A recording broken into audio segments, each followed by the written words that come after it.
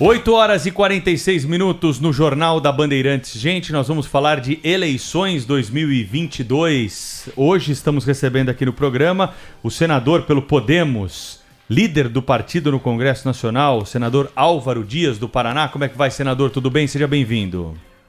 Oi, bom dia, tudo bem? Estou à disposição de vocês. A candidatura de Sérgio Moro para a presidência da República é para valer, senador? Os índices de pesquisa já demonstram que é para valer, né? Já alcança mais de 2 dígitos nas últimas pesquisas. Isso demonstra a consolidação do seu nome, que é resultado de um patrimônio adquirido fora da política. Foi na magistratura durante 22 anos, especialmente nos últimos 7 anos, né, durante a Operação Lava Jato, quando teve um desempenho que o colocou como ícone do combate à corrupção no país.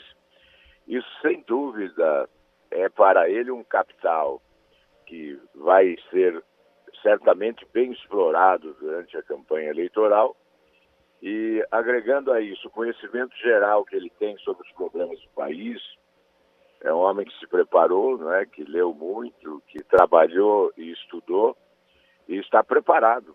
Tem conhecimento geral sobre todos os temas que se referem à administração pública brasileira.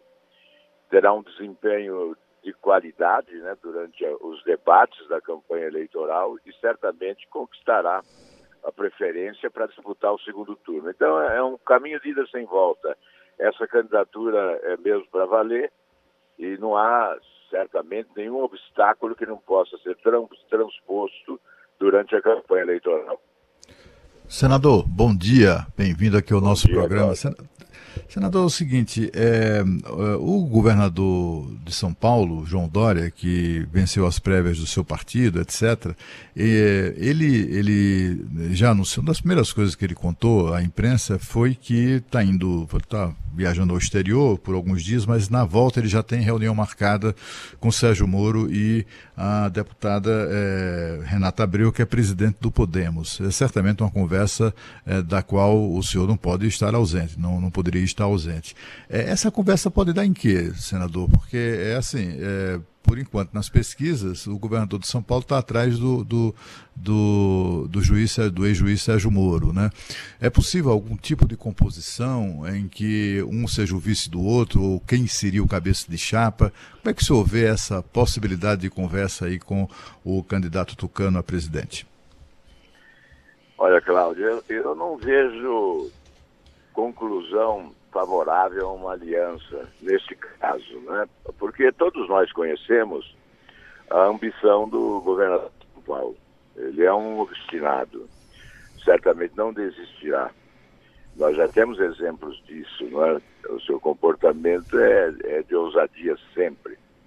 As ambições são sempre legítimas, né? E nós temos que considerá-las. Nós sabemos que o Sérgio Moro está muito à frente, não é?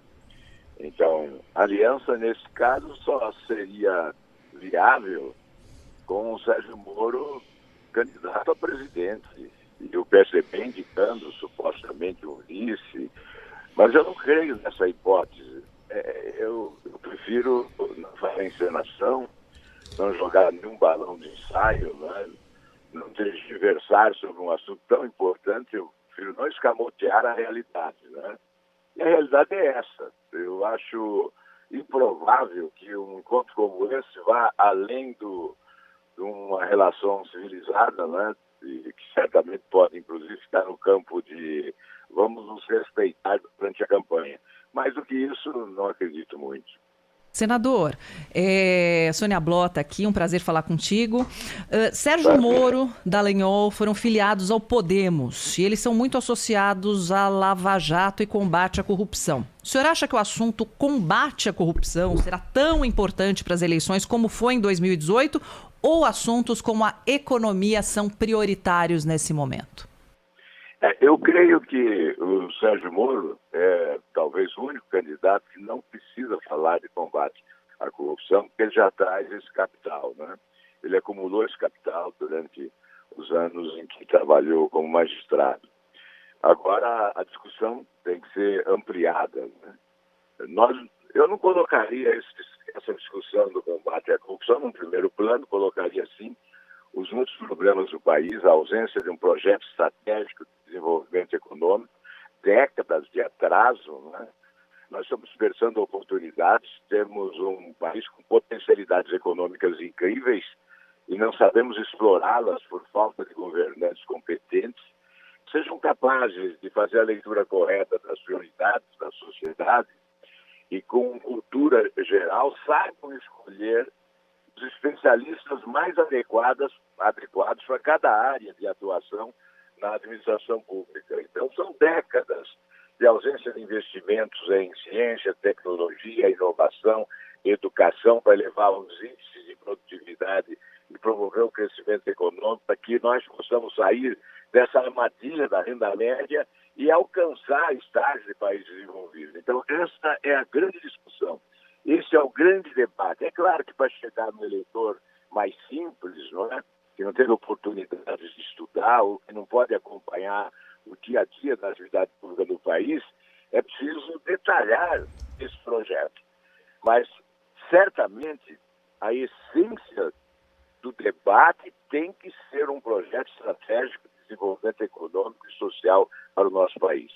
Senador Álvaro Dias, ao vivo conosco aqui na Rádio Bandeirantes, senador aqui é a Thais Freitas. Queria perguntar para o senhor justamente sobre isso. Acho que é a pergunta fundamental para todos os pré-candidatos que se colocam agora, e o senhor como pessoa muito próxima a Sérgio Moro. Qual é a visão que ele tem de país? O que ele defende, por exemplo, em termos de economia?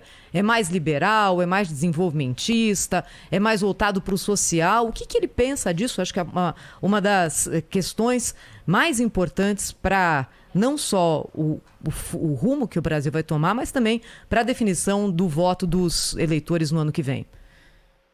Bem, é sabidamente um liberal na economia, mas, obviamente, com forte preocupação social.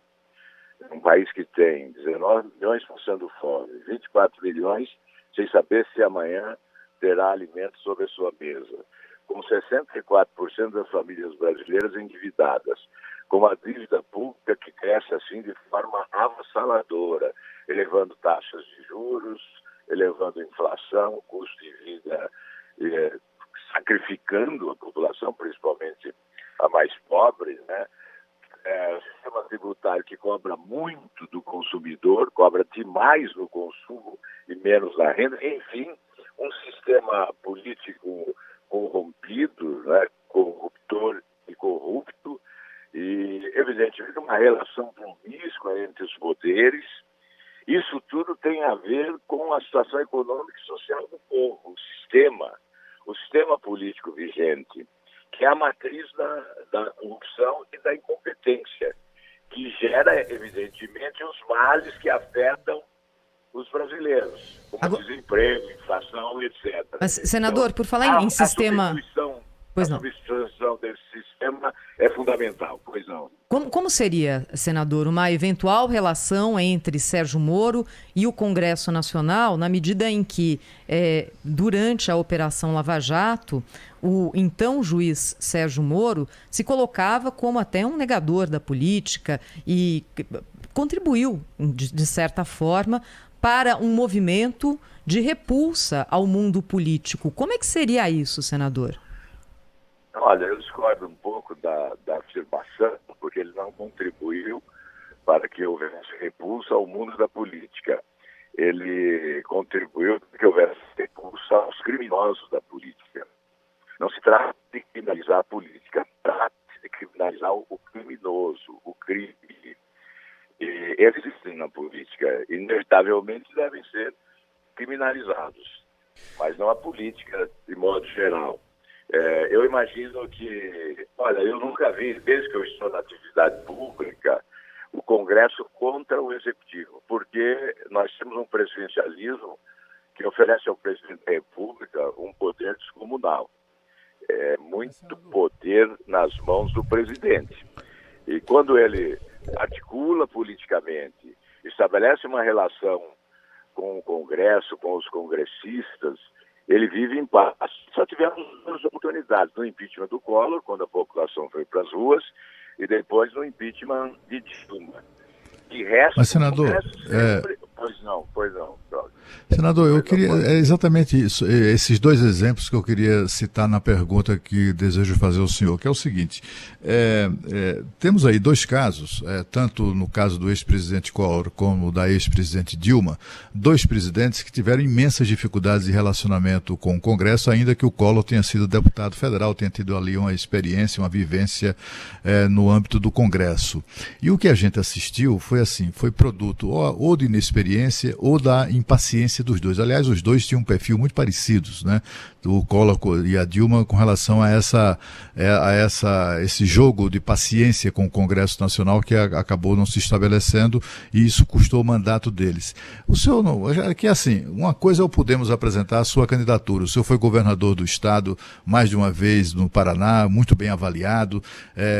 Havia uma perspectiva bem diferente do Podemos com a sua candidatura e agora de uma candidatura de alguém que, na verdade, é um outsider, mais um, né, da política, sem experiência alguma nessa relação, nesse jogo político que é duro, que é brutal. O senhor não teme que uma eventual vitória de Sérgio Moro acabe conduzindo o Brasil a mais um governo de crises na relação com o Congresso? Não, Cláudio. Olha, eu tenho me surpreendido todo dia com a capacidade de diálogo do Sérgio Moro. Eu não conheço ele na conversação. Ele tem uma disposição incrível para o diálogo, para a reunião. Na política isso é muito cansativo, não é? E eu entendo que é preciso convencer e não comprar o Congresso, não é? Porque alguns, eu não vou generalizar, mas alguns preferiram comprar, acharam mais fácil comprar do que convencer. O trabalho de convencimento é árduo. Primeiramente, é preciso chegar com o prestígio das urnas, né, e se comunicar bem com a sociedade. Primeiro com a sociedade, eu acho que é fundamental. Eu tenho certeza que é preciso ter 50% gestão, 50% comunicação.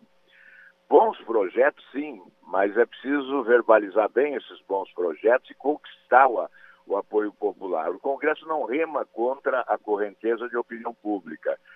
Conquistando o apoio popular, facilita o apoio do Congresso. Eu tenho certeza que o Congresso sempre procura dançar a música que toca a presidência da República. Então eu acredito sim na possibilidade de mudar esse sistema promíscuo por um sistema republicano de relação competente do Executivo com o Legislativo. Olha, se não acreditar nisso, não há possibilidade de acreditar na recuperação econômica do país, na superação dos problemas e, sobretudo, na arquitetura de um modelo político que seja compatível com as aspirações de modernidade do nosso povo. Eu acredito nisso.